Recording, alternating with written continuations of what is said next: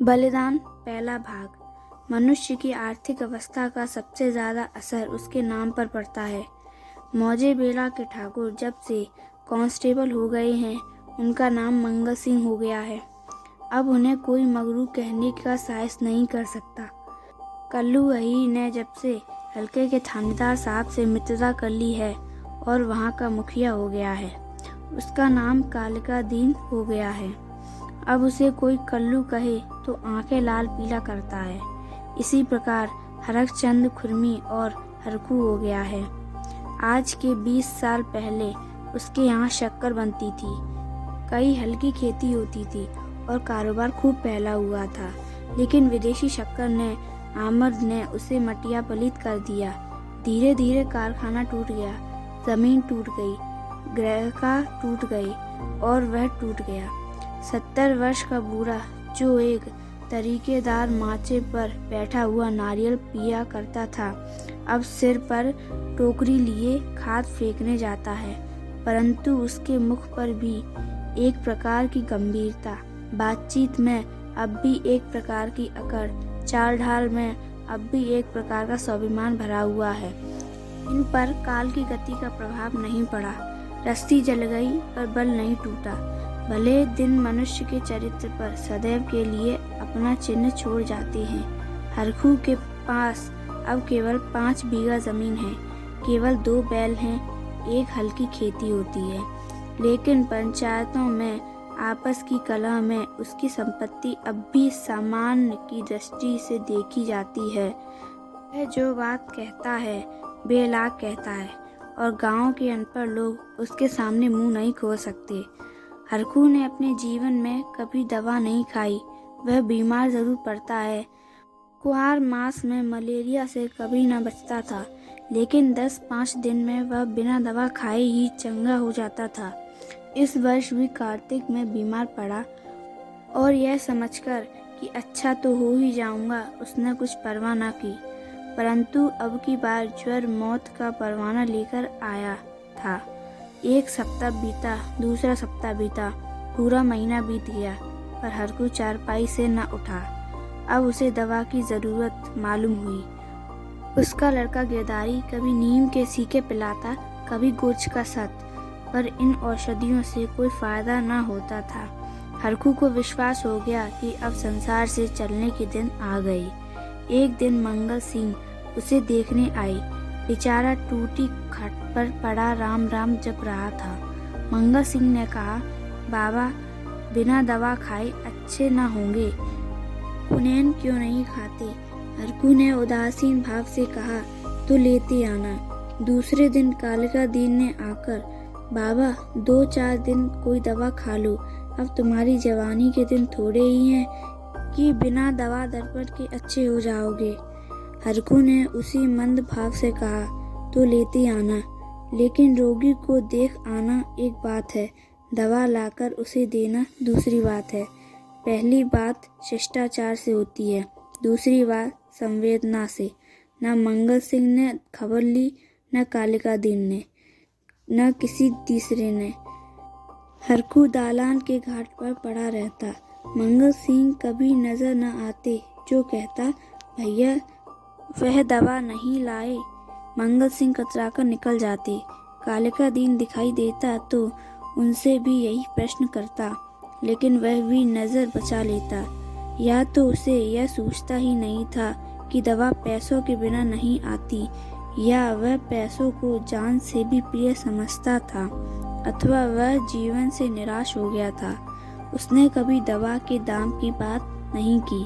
दवा न आई, उसकी दशा दिनों दिन बिगड़ती गई। यहाँ तक कि 5 महीने कष्ट भोगने के बाद उसने ठीक होली के दिन शरीर त्याग दिया।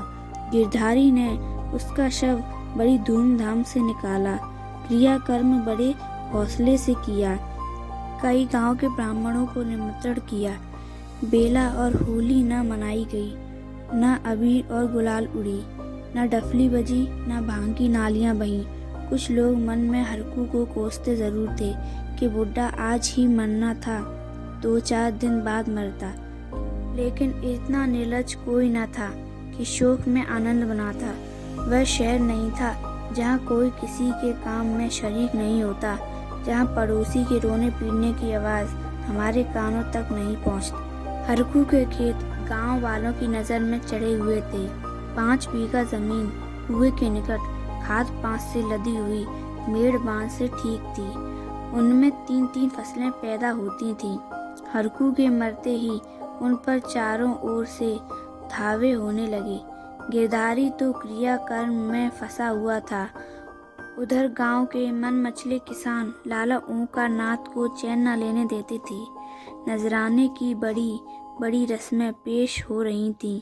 कोई साल भर का लगान पेशागी देने को तैयार था, कोई नजराने की दूनी रकम का दस्तावेज लिखने को तुला हुआ था।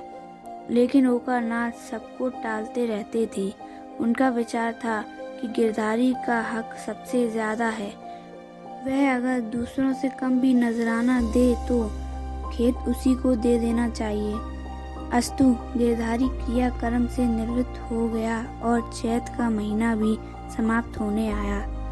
तब जमींदार साहिब ने गिरधारी को बुलाया और उससे पूछा, खेतों के बारे में क्या कहते हो? गिरधारी ने रोकर कहा, उन्हीं खेतों का आसरा है, जोतूंगा नहीं तो क्या करूँगा। ओंकार नाथ बोले, नहीं, ज़रूर जोतो, खेत तुम्हारे हैं, मैं तुमसे छोड़ने को नहीं कहता। हरकू ने उन्हें 20 साल तक जोता, उन पर तुम्हारा हक है। लेकिन तुम देखते हो अब ज़मीन की दर कितनी बढ़ गई है।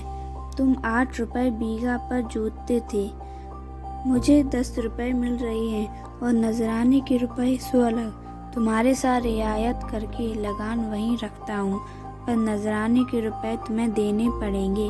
गिरधारी, सरकार, मेरे घर में तो इस समय रोटियों का भी ठिकाना नहीं है, इतने रुपए कहाँ से लाऊं? जो कुछ जमा थमा थी दादा के काम में उठ गई। अनाज खलियान में है, लेकिन दादा के बीमार हो जाने से उपज भी अच्छी नहीं हुई, रुपए कहाँ से लाऊं? ओंकार नाथ बोले, यह सच है, लेकिन मैं इससे ज़्यादा रियायत नहीं कर सकता। गिरधारी, नहीं सरकार, ऐसा ना कहिए, नहीं तो हम बिना मारे मर जाएंगे। आप बड़े होकर कहते हैं तो बैल बधिया बेचकर 50 रुपया कर सकता हूँ, इससे बेसी की हिम्मत नहीं पड़ती।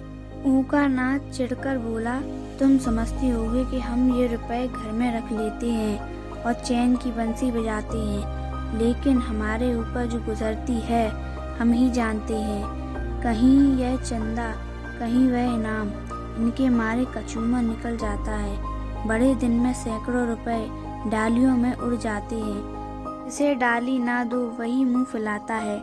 जिन चीज़ों के लिए लड़के तरस कर रह जाते हैं उन्हें बाहर से मंगाकर डालियों में सजाता हूँ। उस पर कभी कानून गो आए, कभी तहसीलदार, कभी डिप्टी साहब का लश्कर आ गया। सब मेरे मेहमान होते हैं। अगर ना करूँ तो नक्कू बनूँ और सबकी आंखों में कांटा बन जाऊँ। साल में 1000-1200 मोदी को इस रसद खुराक के मत में देने पड़ते हैं। यह सब कहाँ से आवे? बस यही जी चाहता है कि छोड़कर निकल जाऊं, लेकिन हमें तो परमात्मा ने इसीलिए बनाया है कि एक से रुपया सता कर लें और दूसरे को रो रो कर दें। यही हमारा काम है। तुम्हारे साथ इतनी रियायत कर रहा हूँ, लेकिन तुम इतनी रियायत पर भी खुश नहीं थे, तो हरी इच्छा। नजराने में 1 पैसा भी रियायत ना होगी। अगर 1 हफ्ते के अंदर दाखिल करोगे तो खेत जोतने पाओगे, नहीं तो नहीं, मैं दूसरा प्रबंध कर लूँगा।